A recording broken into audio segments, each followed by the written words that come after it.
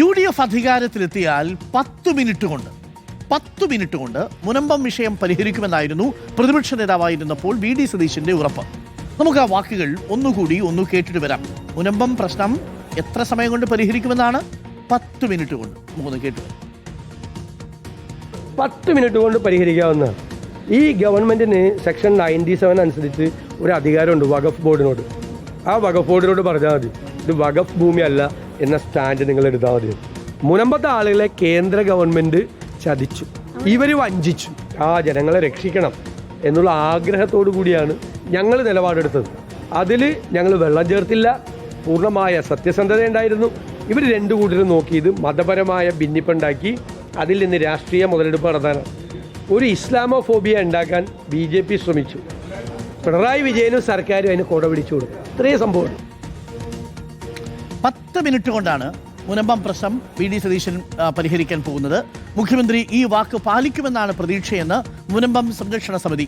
ഭൂമി വീണ്ടെടുക്കാനൊപ്പം നിൽക്കണമെന്നാണ് മുനമ്പം സംരക്ഷണ സമിതിയുടെ ആവശ്യം. വ്യവഹാരങ്ങൾ നിലനിൽക്കെ ഭൂമി ഉമീദ് പോർട്ടലിൽ രജിസ്റ്റർ ചെയ്തതിൽ സമരസമിതിക്ക് പ്രതിഷേധമുണ്ട്.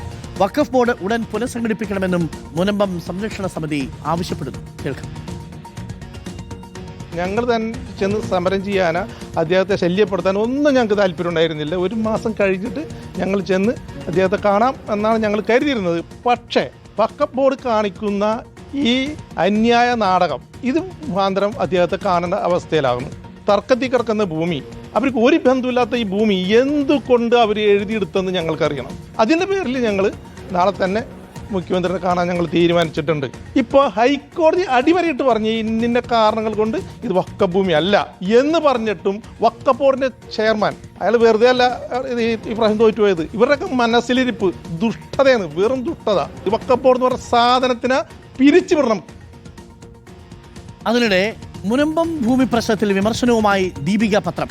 മുനമ്പത്തെ ഭൂമി ഉമീദ് പോർട്ടലിൽ രജിസ്റ്റർ ചെയ്തതിനെതിരെയാണ് ദീപികയുടെ മുഖപ്രസംഗം. നടപടി മതേതര കേരളത്തിനെതിരായ വെല്ലുവിളി എന്നാണ് മുഖപ്രസംഗം. സഞ്ജു ദേവസ്യയുണ്ട്. സഞ്ജു ദേവസ്യ, അധികാരം കിട്ടിയാൽ 10 മിനിറ്റ് കൊണ്ട് തീർക്കാവുന്ന വിഷയമേ ഉള്ളൂ വി ഡി സതീശനെ സംബന്ധിച്ച് മുനമ്പം വിഷയം. എന്നാൽ ഇപ്പോൾ ഇത് ഒരാഴ്ചയാവുന്നു, 3ാമത്തെ മന്ത്രിസഭയാവുന്നു. മുനമ്പം വിഷയം സർക്കാരിന്റെ പരിഗണനയിലേക്ക് വന്നിട്ടില്ല. മുനമ്പം സമരസമിതി നാളെ മുഖ്യമന്ത്രിയെ കാണാൻ പോകുന്നു. 10 മിനിറ്റ് കൊണ്ട് തീർപ്പുണ്ടാകുമോ?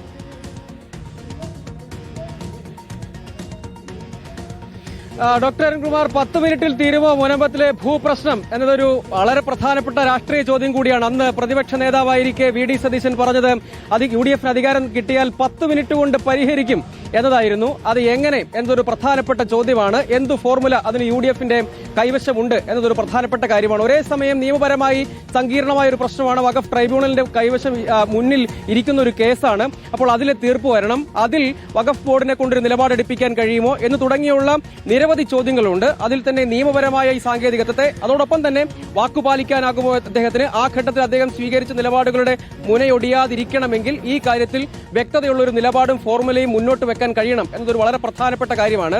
അതിനിടെയാണ് അവിടുത്തെ ഭൂസംരക്ഷണ സമിതി തന്നെ പറയുന്നത് ഇക്കാര്യത്തിൽ ഉമീദ് പോർട്ടലിൽ ആ 404 ഏക്കർ രജിസ്റ്റർ ചെയ്തിട്ടുണ്ട്. അവർ പറയുന്നത് അതിന്റെ കാലാവധി അങ്ങനെ നിശ്ചയിച്ച് നൽകിയിരുന്നു പുതിയ ഭേദഗതി പ്രകാരം, അതുകൊണ്ട് അങ്ങനെ ചെയ്താണെന്നൊക്കെ വാദിക്കുമ്പോൾ പോലും അവിടുത്തെ ആളുകൾ പറയുന്നത് അതിപ്പോൾ അത് ഡിസ്പ്യൂട്ടിൽ കിടക്കുന്ന ഒരു ഭൂമിയാണ്, തർക്ക ഭൂമിയാണ്, തിരക്കിട്ട് വേണ്ടതില്ലായിരുന്നുവല്ലോ. ആ വിഷയത്തിലടക്കം നിലപാട് സ്വീകരിക്കാൻ കഴിയുമോ UDF സർക്കാരിന് എന്നത് വളരെ പ്രധാനപ്പെട്ട ഒരു ചോദ്യമാണ്. അതിന് എങ്ങനെ സമീപിക്കും? കാരണം ട്രൈബ്യൂണലിന്റെ മുമ്പിൽ കേസുണ്ട്. അതുകൂടാതെ നേരത്തെ ഹൈക്കോടതി പക്ഷേ ഈ ഹൈക്കോടതി കമ്മീഷന്റെ കേസ് പരിഗണിച്ചപ്പോൾ പറഞ്ഞത് വഖഫ് ഭൂമിയല്ല എന്ന് പറഞ്ഞിരുന്നു. അതുകൊണ്ട് തന്നെ പലപ്പോഴും ദീപിക പറയുന്നു, സമരസമിതിയൊക്കെ പറയുന്ന ഒരു കാര്യം, മുതവല്ലി ആയിട്ടുള്ള ഫറൂഖ് കോളേജ് തന്നെ ഇത് വഖഫ് ഭൂമിയല്ല എന്ന് പറയുന്നു.